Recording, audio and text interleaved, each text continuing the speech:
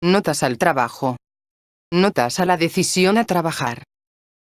Piense muy seriamente antes de decidirse a trabajar en uno mismo en la idea de cambiarse a uno mismo, es decir, a trabajar con la meta definida de volverse consciente y de desarrollar la conexión con los centros superiores. Este trabajo no admite compromiso y requiere una gran cantidad de autodisciplina y prontitud en obedecer todas las reglas y particularmente instrucciones directas. Piense muy seriamente. Está realmente dispuesto y deseoso de obedecer, y comprende totalmente la necesidad para ello. No hay vuelta atrás. Si consiente y luego se vuelve atrás, perderá todo lo que ha logrado hasta esa fecha, y perderá realmente más, porque todo lo que adquirió se convertirá en algo equivocado en usted. No hay remedio contra esto. El entender la necesidad de obedecer a las reglas e instrucciones directas debe estar basado en la toma de conciencia de su mecanismo y de su indefensión. Si esta toma de conciencia no es lo suficientemente fuerte, sería mejor que esperase y se ocupara del trabajo cotidiano, el estudio del sistema, el trabajo en grupos, etc. Si hace este trabajo con sinceridad y recuerda todas las reglas, esto le llevará a la realización de su estado y de sus necesidades. Pero no debe retrasarse demasiado. Si desea llegar al verdadero trabajo debe apresurarse. Debe comprender que la oportunidad que se produce hoy puede no presentársele de nuevo. Puede perder todas sus oportunidades si duda y espera demasiado tiempo. Si decide trabajar y acepta todo lo que el trabajo conlleva, debe aprender a pensar con rapidez. Si se le ofrece una tarea debe responder inmediatamente que la acepta. Si duda o se toma tiempo en responder, se le retirará el ofrecimiento de la tarea y no será repetido. Puede que se le dé tiempo antes de que lleve a cabo realmente lo que se le ha dicho que haga, pero debe aceptar la tarea inmediatamente. Un intento de discusión, una actitud irónica, de sospecha o negativa, el miedo o falta de confianza pueden hacer la tarea imposible en el acto. Si siente dudas acerca de la tarea que se le ofrece, piense acerca de su mecanismo, piense acerca de su negatividad, acerca de su obstinación, pero piense con rapidez. No puede hacer nada por usted mismo contra sus puntos débiles. Las tareas que se le ofrecen tienen la finalidad de ayudarle. Si duda o las rechaza, desecha la ayuda. Esto debe quedar suficientemente claro en su mente. La toma de conciencia de su indefensión y de su sueño profundo debe ser en usted permanente. Puede reforzarla recordando constantemente su insignificancia, su nulidad, su debilidad de todo tipo. No tiene absolutamente nada de lo que estar orgulloso. No tiene nada en lo que basar su juicio. Puede ver, si es sincero consigo mismo, todas las meteduras de pata y todos los errores que comete cuando intenta actuar por usted mismo. Puede que no piense correctamente. Puede que no sienta correctamente. Necesita ayuda constante y puede obtenerla. Pero debe pagar por ello, al menos, no discutiendo. Tiene que hacer un trabajo gigantesco si quiere llegar a ser diferente. ¿Cómo puede esperar conseguir nada si a los primeros pasos duda y discute, o ni siquiera se da cuenta de la necesidad de ayuda, o se vuelve desconfiado y negativo? Si desea trabajar seriamente tiene que conquistar muchas cosas en usted mismo. No puede llevar con usted sus prejuicios, sus opiniones fijas, sus identificaciones y animosidades personales. Pero al mismo tiempo intente entender que lo personal no siempre está equivocado.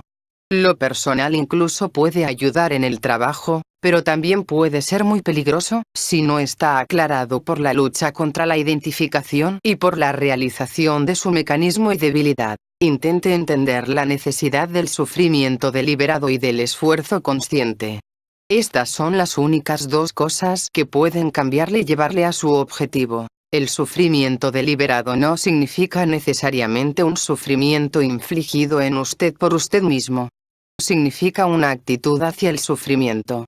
El sufrimiento puede ocurrir como resultado de sus sentimientos, pensamientos y acciones conectados con su tarea.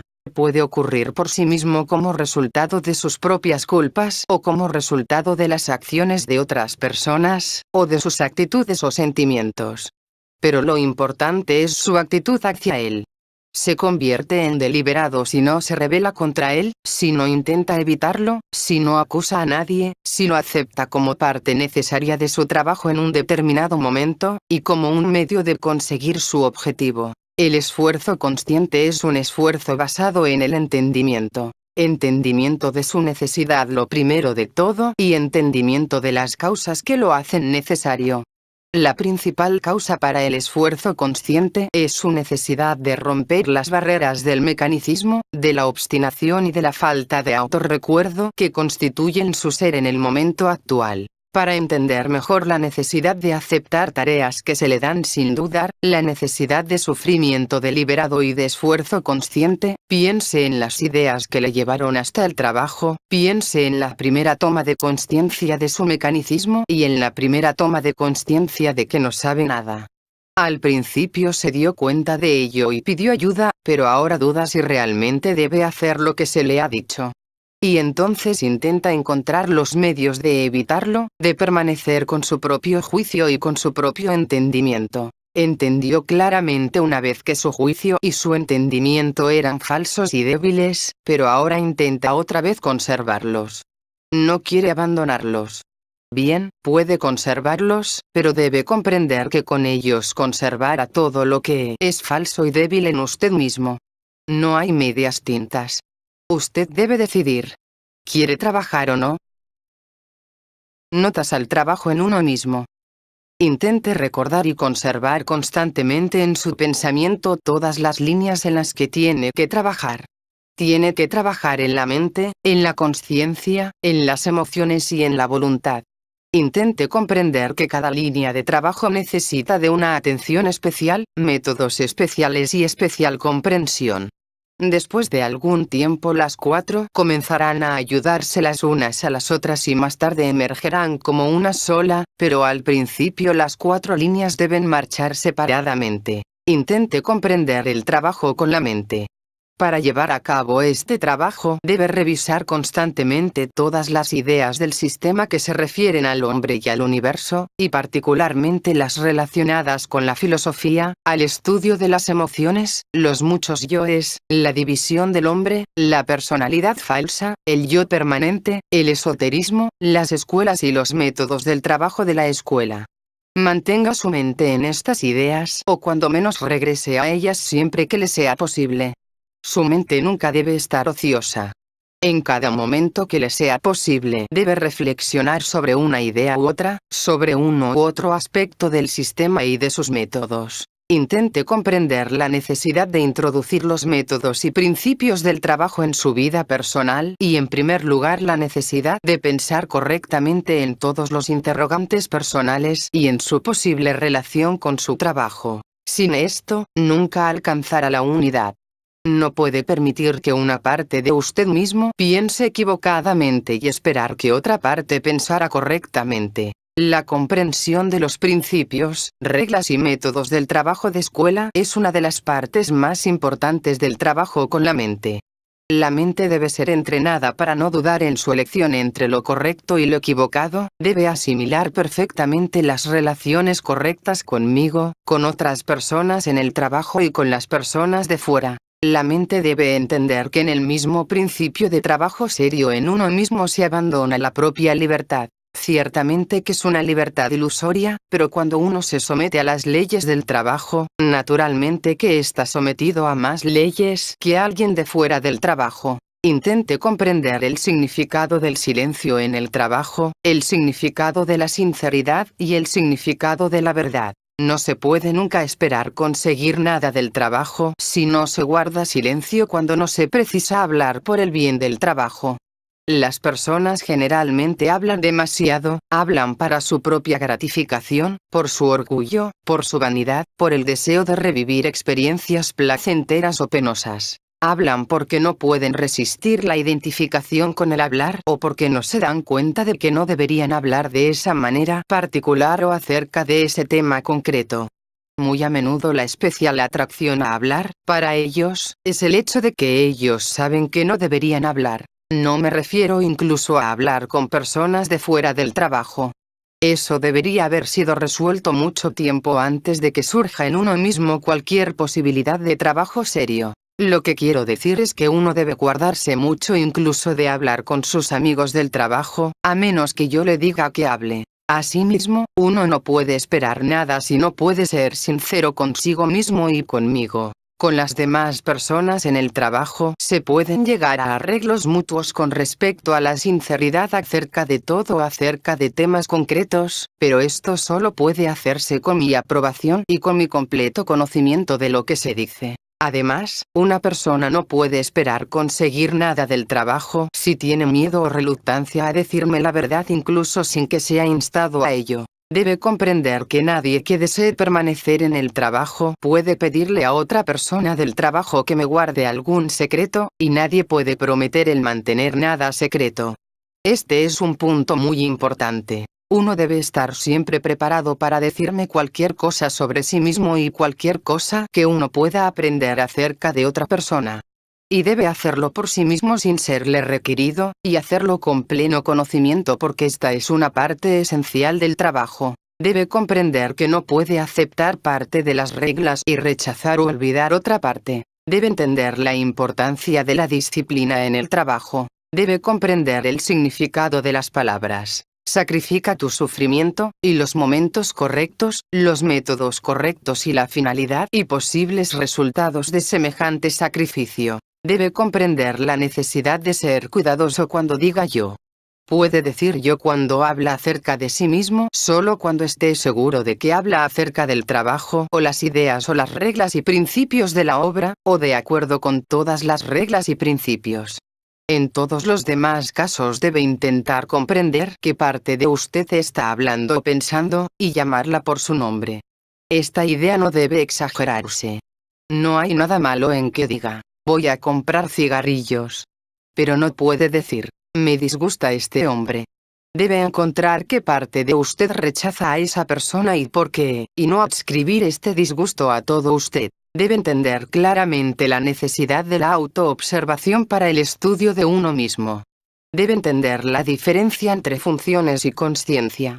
En términos de funciones, debe ser capaz de distinguir las funciones intelectual, emocional, de movimiento e instintiva. Las partes positiva y negativa de los centros en los centros intelectuales e instintivo. Las partes de movimiento, emoción e intelecto de todos los centros.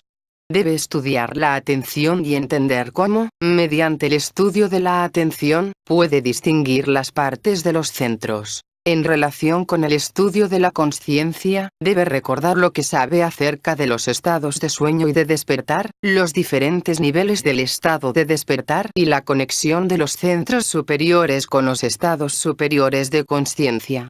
Debe recordar que su meta es producir estados superiores de consciencia en usted mismo y establecer la conexión con los centros superiores. Debe entender que los centros superiores poseen muchas funciones desconocidas que no pueden ser descritas en el lenguaje ordinario. Tienen mucho más poder y una penetración más profunda en las leyes de la naturaleza.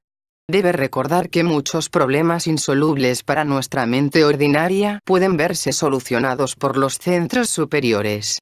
Y siempre debe volver a la idea del yo permanente y darse cuenta de lo lejos que está de él y de cuántos esfuerzos y sacrificios son necesarios para alcanzarlo. En el trabajo sobre la consciencia debe entender lo primero de todo que este trabajo es enteramente práctico. El estudio teórico nos servirá de ayuda. En segundo lugar, debe entender que el trabajo sobre la consciencia puede dar resultados solo cuando se convierte en permanente o tan continuo como sea posible. El trabajo espasmódico, accidental o interrumpido, no puede dar resultados. Así que intente encontrar el modo de hacer con continuidad su trabajo sobre la consciencia. Su mente puede guiarle en un principio, recordándole constantemente la necesidad de recordarse a sí mismo, y ayudándole a captar los momentos de no recuerdo. Pero entienda que la mente puede únicamente prepararle para este trabajo y solamente guiarle durante un cierto trecho. Puede ir más lejos en el trabajo sobre la consciencia únicamente con la ayuda de la voluntad y de las emociones. Recuerde también que la consciencia puede ser medida por la duración de los períodos de consciencia y por la frecuencia de aparición de dichos períodos. Los esfuerzos para crear consciencia en uno mismo parecen casi desesperados al principio, pero muy pronto comenzarán a dar resultados. Se dará cuenta de estos resultados al observar cómo aparecen por sí mismos momentos de consciencia sin ningún esfuerzo por su parte. En realidad, son los resultados de esfuerzos previos. La práctica de parar los pensamientos ayuda muchísimo al autorrecuerdo. La lucha contra la imaginación y contra la charla mecánica con uno mismo o con los demás es necesaria desde el primer momento.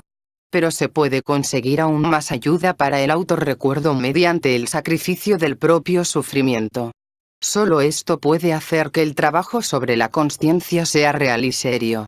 Todo lo anterior es únicamente una preparación para ello. El trabajo con las emociones como el trabajo con la consciencia debe ser práctico desde el principio. Comienza por la lucha contra la expresión de emociones negativas. Cuando se logra un cierto control y cuando comprenda totalmente todos los malos aspectos de las emociones negativas en su propia vida y en la vida en general, debe formarse un plan para su trabajo personal con la identificación, la imaginación y las mentiras en aquellas formas específicas que adquieren en usted. En esta tarea debe tener miedo de hacerse daño a usted mismo.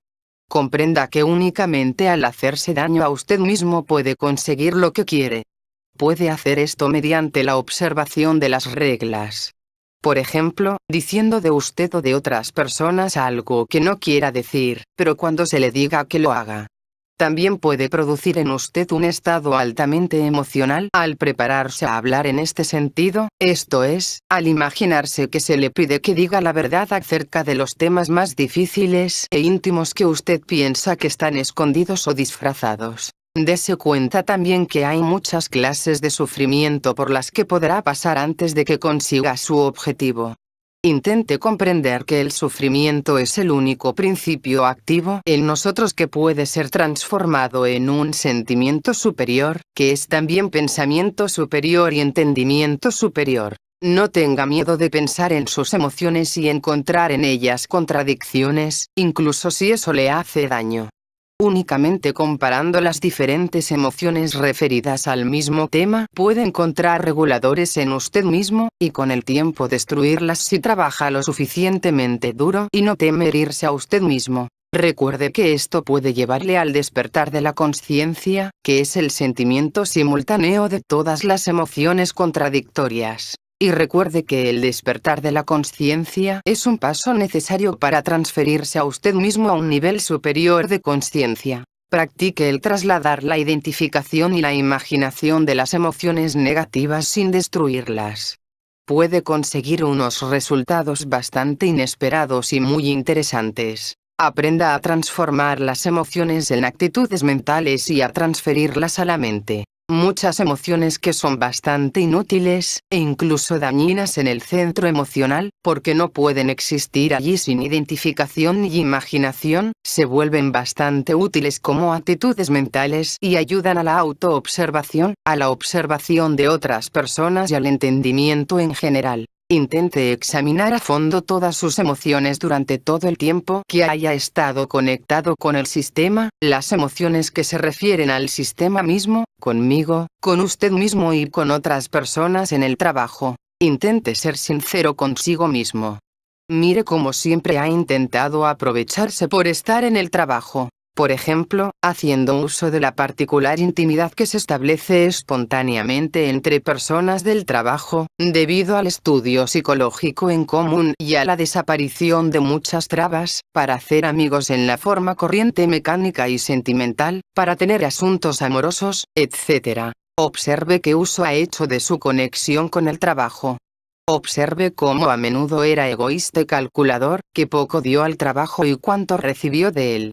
Observe cuánta consideración había en sus aptitudes, cuántas demandas y cuánto resentimiento, en particular cuando las personas intentaban ayudarle. Intente ver cuán pobre era su evaluación del trabajo y cuánto perdió por este motivo. Intente ver que atolondrado era por expresar opiniones negativas de personas que podrían haberte ayudado, de las cuales muchas ya han desaparecido. Intente verse a usted mismo como es en realidad.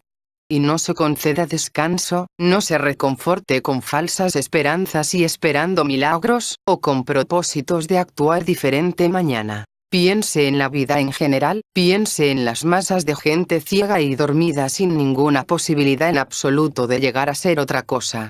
Piense en usted mismo, dese cuenta de cuántas oportunidades tuvo y de cuántas ha perdido ya y continúa perdiendo diariamente. Piense acerca de la muerte. No sabe cuánto tiempo le queda. Y recuerde que si no cambia, todo se volverá a repetir, todos los tontos errores, todas las estúpidas equivocaciones, toda pérdida de tiempo y de oportunidades, todo se repetirá con la excepción de la ocasión que tuvo esta vez, porque la ocasión nunca llega de la misma manera. Tendrá que buscar su ocasión la próxima vez. Y con objeto de hacerlo, tendrá que recordar muchas cosas. ¿Y cómo recordará entonces si no es capaz de recordar nada ahora? Intente comprender el trabajo con la voluntad. Comience esta tarea trabajando en la mente y en la conciencia. El trabajo con las emociones fortalece la voluntad incluso más, y le prepara para esfuerzos venideros. Pero el verdadero trabajo con la voluntad comienza con el intento de comprender la obstinación y de encontrar ejemplos de su manifestación en sus acciones. En este punto aparece la necesidad de una gran sinceridad consigo mismo y la necesidad de estar listo para hablarme acerca de sus manifestaciones de obstinación.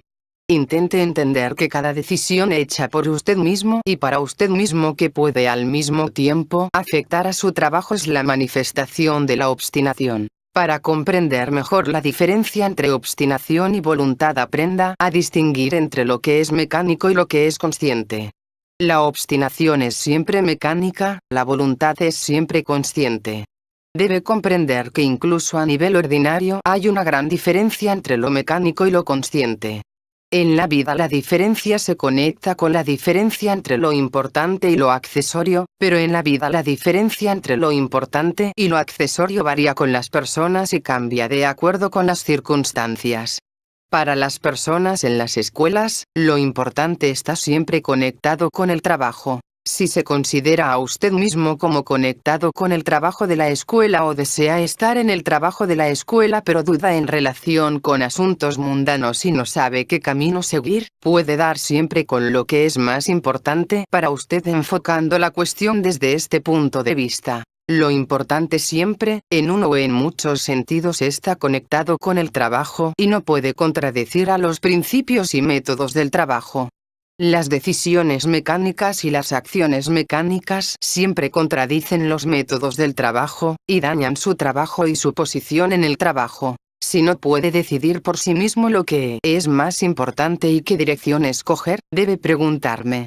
Si está comprometido seriamente con el trabajo y quiere estar en el trabajo, no debe tomar ninguna decisión que pueda afectar a su vida sin pedir mi opinión primero. Sus propias decisiones están condenadas a basarse en la obstinación. Pero no debe pedir mi opinión o mi decisión cuando su decisión está ya tomada y ya haya comenzado a actuar sobre esa base, porque eso significa obstinación en acción y es demasiado tarde para preguntarme. Las preguntas sobre mi opinión y mi decisión cuando su decisión está ya tomada son en realidad manifestaciones de insinceridad consigo mismo e intentos de engañarme con falsas pretensiones. Intente darse cuenta que las acciones mecánicas y las decisiones mecánicas están siempre basadas en consideraciones de fuera del trabajo, incluso si se persuade a usted mismo de que el resultado será útil para su trabajo, consideraciones de placer, o conveniencia o confort, o son el resultado de emociones negativas o de la imaginación. Intente comprender que si está en el trabajo y desea estar en el trabajo, la manifestación más mecánica es mentirme u ocultarme la verdad. La demanda de la verdad completa no solo se refiere a personas que han comenzado a trabajar conmigo. Deben hacer un largo trabajo preliminar sobre la mente y la consciencia antes de que la verdad completa se convierta en necesaria y obligatoria. Pero cuando se dan cuenta de la necesidad de ayuda personal, y cuando encuentro que están preparados y estoy en disposición de ayudarlos, el principio de la verdad completa se hace obligatorio. Y ciertamente es obligatorio para todas las personas que han estado en el trabajo durante 5 años y también para algunos que llevan mucho menos en el trabajo, pero que ya han formulado su objetivo. Recuerde que su principal trabajo debe ser con la obstinación.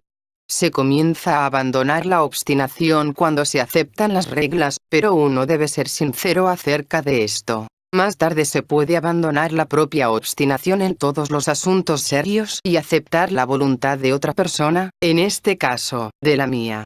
Únicamente haciendo esto, y haciéndolo con entendimiento pleno de la necesidad de hacerlo así, una persona comenzará a adquirir lentamente su propia voluntad. En realidad, el mismo hecho de abandonar la propia obstinación es el primer acto y la primera manifestación de la verdadera voluntad. Las 4 líneas de trabajo en uno mismo pueden esbozarse así: trabajo intelectual, preparación; trabajo en la conciencia, objetivo; trabajo con las emociones, medios, energía; trabajo con la voluntad, control, y también energía. ¿Qué es la escuela? Pregunta. ¿Qué es la escuela? Ouspensky. La escuela es una organización para la transmisión a un cierto número de personas preparadas del conocimiento proveniente de la mente superior. Lo más esencial en la escuela es el conocimiento que proviene de la mente superior. Esto quiere decir que las escuelas no pueden formarse arbitrariamente sin la participación de personas que han obtenido el conocimiento en las escuelas. Otro hecho muy importante es la selección que la escuela efectúa, es decir, la selección de estudiantes. Únicamente son admitidas personas de una cierta preparación y de un cierto nivel de entendimiento. Una escuela no puede estar abierta a todos, no puede incluso estar abierta a muchos. Una escuela es siempre un círculo cerrado con el instructor en el centro. Las escuelas pueden ser de muy diferentes niveles, dependiendo de la preparación y del nivel de ser de los estudiantes. Cuanto más alto sea el nivel de la escuela, tanto mayores serán las demandas que se hagan a los estudiantes. Pregunta. ¿Por qué son necesarias las escuelas? Ouspensky.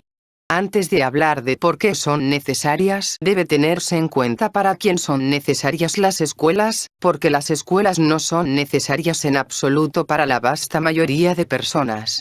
Las escuelas son necesarias para aquellas personas que ya se han dado cuenta de la insuficiencia del conocimiento adquirido por la mente ordinaria y que sienten que, por sí mismas, con sus propias fuerzas ni pueden resolver los problemas que les rodean ni encontrar el camino correcto.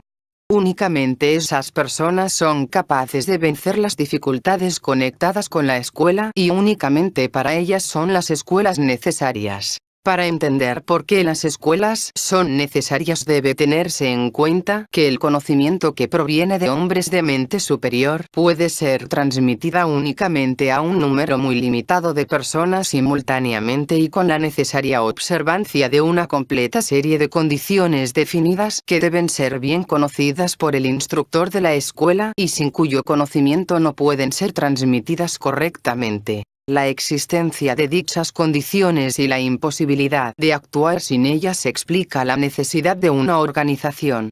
La transmisión de conocimiento exige esfuerzo tanto por parte de aquel que la recibe como por parte de aquel que la da.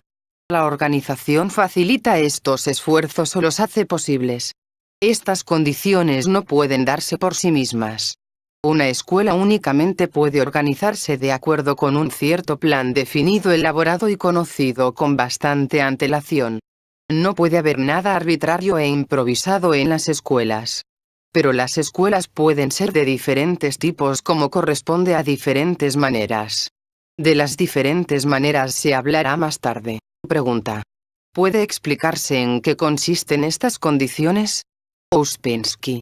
Estas condiciones están conectadas con una propiedad definida de la naturaleza humana, a saber, que hay 2 facetas del hombre que, en su desarrollo general, tienen que desarrollarse simultáneamente y en paralelo: conocimiento y ser. Las personas saben, o piensan que saben, lo que es el conocimiento y hasta cierto punto comprenden la relatividad del conocimiento. pero no saben qué es el ser y no comprenden la relatividad del ser y el hecho de que el conocimiento depende del ser. Entretanto, el desarrollo del conocimiento sin un desarrollo correspondiente del ser o un desarrollo del ser sin un desarrollo correspondiente del conocimiento da unos resultados erróneos. Las escuelas son necesarias con el fin de evitar semejantes desarrollos unilaterales y los no deseables efectos a ellos conectados. Las condiciones de enseñanza de la escuela son tales que desde los primeros peldaños el trabajo progresa simultáneamente a lo largo de dos líneas, la línea del conocimiento y la del ser. Desde los primeros días en la escuela un hombre comienza a estudiar la mecanicidad y a luchar contra la mecanicidad en él mismo, contra las acciones involuntarias, contra la charla innecesaria, contra la imaginación, contra el soñar despierto y contra el sueño. Se le explica que su conocimiento depende de su ser. Los principios del trabajo de la escuela, todo lo que se le exige, las reglas que debe recordar, todo le ayuda a estudiar a su ser y a trabajar para cambiarlo. Pregunta: ¿por qué es necesario el conocimiento? Ouspensky. El objetivo de un hombre que se da cuenta de su estado y posición se convierte en un cambio de ser. Este cambio es tan difícil que de hecho sería imposible si el conocimiento no estuviera allí para ayudarle. Pregunta: ¿puede un cambio del ser, es decir, la consecución de un cierto nivel de ser, dar el conocimiento? Ouspensky. No, no puede. El conocimiento y el ser expresan dos caras de la naturaleza del hombre que pueden desarrollarse y crecer, pero requieren esfuerzos diferentes para su desarrollo. Pregunta: ¿de qué depende el entendimiento, del conocimiento o del ser? Ouspensky. Ni el conocimiento ni el ser por separado pueden dar un entendimiento correcto. La razón para esto es que el entendimiento es la resultante del conocimiento y del ser. Un aumento del entendimiento es posible únicamente con un aumento simultáneo de conocimiento y de ser. Si uno crece más que el otro, el entendimiento no se puede desarrollar en la dirección correcta. Pregunta: ¿qué se quiere decir con aumento de conocimiento y aumento de ser? Ouspensky. El aumento de conocimiento significa una transición de lo particular a lo general, de los detalles al todo, de lo ilusorio a lo real. El conocimiento ordinario, o lo que es llamado conocimiento, es siempre un conocimiento de los detalles sin un conocimiento del todo, un conocimiento de las hojas, o de las venas y bordes dentados de las hojas, sin un conocimiento del árbol. El conocimiento real no muestra solamente un detalle dado, sino el lugar, la función y el significado de este detalle en el todo. En nuestro conocimiento ordinario hay ocasiones que nos llevan cerca del conocimiento real. Por ejemplo, en el sistema de notación ordinario cualquier número no solo define la potencia, sino que muestra el lugar de dicha potencia en las series de potencias desde 0 hasta infinito. Todo el conocimiento real es de esta naturaleza. El conocimiento real proviene de la mente superior, es decir, de las mentes de hombres que han alcanzado el máximo desarrollo posible para los hombres. Se le llama conocimiento objetivo, para distinguirlo del conocimiento del hombre común, que es llamado conocimiento subjetivo. El conocimiento objetivo es siempre conocimiento de escuela, es decir, conocimiento adquirido en una escuela. Un hombre no puede llegar a él con su propia mente o sacarlo de libros. Una de las primeras ideas del conocimiento objetivo es que es posible un conocimiento del mundo real, pero solo con la condición de ser capaz de hacer uso de los principios de relatividad y de escala y luego de conocer las leyes fundamentales del universo, la ley del 3 y la ley del 7. La aproximación al estudio del conocimiento objetivo comienza con el estudio de un lenguaje objetivo. El siguiente paso es el estudio de uno mismo, que empieza con la comprensión del lugar del hombre en el universo y el estudio de la máquina humana. El conocimiento de uno mismo es tanto un medio como un fin. Un hombre que no ha recibido enseñanza de la escuela, es decir, un hombre con una forma de pensar subjetiva, vive rodeado de ilusiones, en primer lugar acerca de sí mismo. Piensa que tiene voluntad y la posibilidad de elegir en cada momento de su vida. Piensa que él puede hacer. Piensa que tiene individualidad, es decir, algo permanente e incambiable. Piensa que tiene un yo ego igualmente permanente e incambiable. Se considera a sí mismo un ser consciente y supone que es capaz de planear su vida en la Tierra siguiendo las indicaciones de la razón y de la lógica. Su estado normal de consciencia, con el cual vive y actúa, es llamado por el consciencia clara cuando en realidad es sueño. En este sueño vive, escribe libros, inventa teorías, libra batallas, mata a otras personas que duermen y él mismo muere sin sospechar incluso por un momento que puede despertar. No se da cuenta de la posibilidad de desarrollo o de crecimiento. Se adscribe a sí mismo a aquello que no posee, pero desconoce cuánto podría adquirir. Si es un hombre de miras científicas, no admite la posibilidad de ninguna evolución del hombre más allá de los límites de un desarrollo intelectual ordinario durante la vida. En su lugar reconoce la posibilidad de evolución del hombre como especie y considera que tal evolución es totalmente mecánica, es decir, no dependiente de ninguna voluntad. Si es un hombre religioso, cree en una vida futura y que es guiado por su propio bien mediante poderes superiores con los que puede relacionarse por la oración. Si está familiarizado con la teosofía, cree en la ley del karma y en la reencarnación. Considera que tiene un cuerpo astral, un cuerpo mental y un cuerpo causal, y que a través de la inevitable evolución llegará a los más altos grados, si no en la Tierra, en cualquier otro planeta. Si ha comprendido ya la naturaleza inadecuada e ilusoria de las ideas científicas, religiosas y teosóficas y se da cuenta de la necesidad que tiene el hombre de un cambio interno y no se da cuenta de su dificultad, no se da cuenta de la necesidad de esfuerzos prolongados y sistemáticos que son imposibles sin un conocimiento de los métodos y sin un conocimiento exacto y detallado de la máquina humana. Le parece que lo que puede suceder debe suceder. Pero en realidad nada sucede por sí mismo. Un hombre debe en primer lugar liberarse de las ilusiones y después trabajar para alcanzar otro nivel de ser. Este trabajo requiere esfuerzos prolongados y sistemáticos y conocimiento. Pregunta: ¿cuál es la diferencia entre la escuela de la que usted habla y la escuela esotérica en la sociedad teosófica? Me parece que la idea que subyace a ambas es idéntica. Ouspensky. La diferencia principal entre la escuela de la que yo hablo y la escuela esotérica consiste en el hecho de que la escuela esotérica es, por así decir, la superestructura o la historia superior de la teosofía en su conjunto. Con el fin de acceder a la escuela esotérica debe aceptarse todo lo demás. Y en el sistema teosófico hay mucho de ingenuo, ilógico, contradictorio e imposible. Pregunta: ¿cuál es la diferencia entre los maestros y los seres de una mente superior? Ouspensky. Los maestros de la teosofía están conectados con una leyenda concreta que comienza con Blavatsky. Al aceptar a los maestros tienes que aceptar toda la leyenda. Pero hay mucho de inaceptable y de imposible en esta leyenda. Las personas de una mente superior no están conectadas con ninguna clase de leyenda. El hombre tal y como le conocemos es contemplado no como la expresión más alta posible de su categoría y no como un ser completo, sino como un ser en una cierta fase definida de su posible transformación. Se considera que esta transformación es posible en el transcurso de una vida, es decir, se considera que un hombre que nace en una fase puede, durante su vida, pasar a otra. Si tomamos el ejemplo de una mariposa, entonces el hombre es poco más o menos una oruga. Y la vasta mayoría de la gente muere siendo orugas. Pero de las masas de orugas un pequeño porcentaje de seres en transformación está constantemente surgiendo.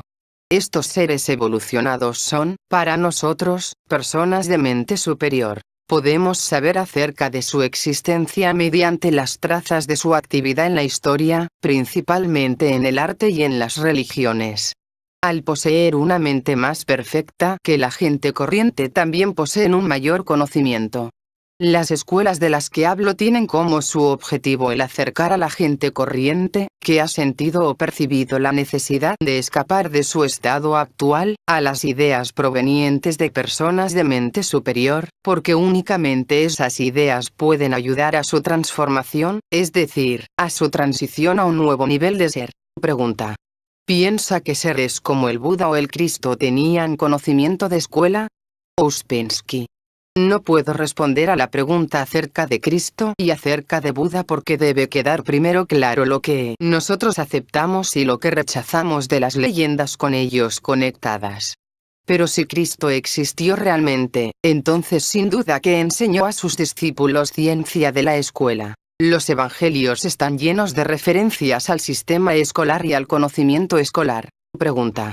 La idea de iniciación en la escuela esotérica está basada en la elección y apreciación de aquellos que saben más y esa parece su idea también, un número de personas preparadas. Ouspensky. La idea de una iniciación que dependa de otra persona distinta no tiene sitio en este sistema de ninguna manera. Únicamente existe la autoiniciación, es decir, el crecimiento interior. Únicamente el conocimiento puede recibirse de alguien distinto y no puede recibirse de ninguna otra manera. Preparación quiere decir algo bastante diferente. En su primer sentido se trata simplemente de preparación intelectual y emocional, dándole a un hombre la posibilidad de entender y de evaluar nuevas ideas. La necesidad de preparación es enfatizada únicamente para mostrar que las ideas del sistema no pueden darse a cualquiera sin discriminación. Del significado más completo de preparación hablaré más tarde. Pregunta. Hay una gran cantidad de personas que se precian de pertenecer a una escuela y de poseer un conocimiento especial. Todos ellos dicen lo mismo que usted. ¿Dónde está el criterio que nos ayudará a reconocer al que está en lo cierto? Los ejemplos de algunas de estas personas más parecen negar su conocimiento que afirmarlo. Ouspensky. Por supuesto, además de escuelas verdaderas existen muchas falsas. El principal peligro proviene de las escuelas que poseen muy poco conocimiento y una gran cantidad de fantasía, como la teosófica, la antroposófica, la martinista, etc. Es muy difícil indicar un criterio exacto para hacer una discriminación en un primer contacto con una escuela, porque ese criterio depende de la profundidad y de la calidad de la preparación. Para mí personalmente la primera prueba de que esta escuela estaba en lo cierto fue un conocimiento en psicología indudable y exacto que superaba a todo lo que yo había escuchado anteriormente en otras partes, y que hacía de la psicología una ciencia exacta y práctica. Esto era un hecho incontrovertible para mí, y yo tenía una preparación para juzgar este hecho. Las escuelas pueden ser de muy diferentes niveles. 1. Las escuelas preparatorias del cuarto camino pueden dividirse en dos categorías. A la primera pertenecen las escuelas cuyo instructor reconoce la superioridad de su propio ser sobre el ser de los estudiantes y por esto promete ayuda al estudiante basada en el uso de poderes que sobrepasan los poderes del hombre corriente. Y a la segunda pertenecen las escuelas cuyo instructor reconoce únicamente la superioridad de su conocimiento. 2. Las escuelas de la primera categoría, es decir, las que su instructor reconoce la superioridad de su ser y su posesión de poderes que el hombre corriente no posee, son inconmensurablemente más difíciles y es únicamente posible estar en ellas mediante un recuerdo constante de los principios del trabajo, una sumisión completa al instructor y un estricto cumplimiento de las reglas. La más ligera desviación en recordar los principios, en someterse al instructor y en el cumplimiento de las reglas hace que sea imposible el continuar estudiando en una escuela como esa. 3. En las escuelas de la segunda categoría el instructor puede excusar muchos fallos de los estudiantes individuales, incluso aunque retrase su tarea, siempre que esto no perjudique al trabajo general de la escuela. 4. Hacer más fáciles las dificultades del trabajo, reducir las demandas o hacer concesiones por parte del instructor no es nunca un privilegio o una ventaja para los estudiantes. Por el contrario, indica siempre únicamente un fracaso del trabajo de estos y su pérdida de un lugar en el trabajo. 5. Solo un crecimiento o un incremento de las demandas es un privilegio. 6. El lugar en el trabajo se determina por la preparación, antigüedad, esfuerzo, capacidades, confianza en el instructor y comprensión de los objetivos del trabajo. 7. Un estudiante puede empezar sin comprender totalmente el significado de las ideas provenientes de la mente superior y los objetivos del trabajo de la escuela. pero después de un cierto tiempo les serán requeridos una evaluación correcta y un entendimiento, y sin esta evaluación y este entendimiento no puede continuar. 8. La apariencia de desconfianza hacia el instructor, y especialmente la expresión de dicha desconfianza hacia el conocimiento, los métodos o las opiniones personales del instructor hacen imposible la continuidad en la escuela. 9. El estudiante debe recordar que las opiniones personales del instructor que contradigan sus propias opiniones personales se basan en unos mejores métodos de observación y razonamiento que aquellos que él puede tener a su disposición. Por tanto, deben ser para él un sujeto de estudio, no un tema o argumentación u objeción. 10. Debe recordar que uno de los objetivos de su trabajo es un cambio en sus puntos de vista, porque sus viejos puntos de vista de un hombre que duerme, no pueden ser correctos. La tarea del instructor es mostrarle la posibilidad de puntos de vista que estén en consonancia y que al mismo tiempo puedan contribuir a su despertar. 11. El estudiante debe recordar que vino a aprender y no a enseñar o a expresar sus opiniones. 12. La diferencia de opinión con el instructor puede ser una indicación de que el estudiante ha obtenido de aquel todo lo que puede obtener y que debe dejar la escuela y trabajar independiente. Al mismo tiempo, la diferencia de opinión puede mostrar simplemente que el estudiante ha olvidado algunos de los principios fundamentales del trabajo o, lo que es todavía peor, ha añadido algo de su propia cosecha, algo que no ha escuchado del instructor. Esto hace inútil todo trabajo posterior. 13. El trabajo independiente fuera de la escuela es posible con o sin contacto con el instructor. 14. El contacto depende del estudiante y no del instructor, y se establece si el estudiante recuerda todo lo que ha escuchado en cualquier momento del instructor y lo sigue por completo sin ningún tipo de desviación, y sobre todo sin añadir nada de su cosecha. 15. El instructor asume la responsabilidad por el trabajo de los estudiantes y puede ayudarles en sus dificultades únicamente cuando en relación con él, aquellos siguen los principios de las escuelas de la primera categoría y se someten a las reglas de las escuelas de la primera categoría. Es decir, cuando ellos nunca olvidan lo que se les ha dicho una vez y no discuten con el instructor. 10. Esto a veces se denomina trabajo escolar de imitación. 17. En una misma escuela puede haber estudiantes diferentes, es decir, estudiantes de escuelas de la primera categoría y estudiantes de escuelas de la segunda categoría. Esta diferencia entre estudiantes viene determinada únicamente por sus actitudes hacia el instructor.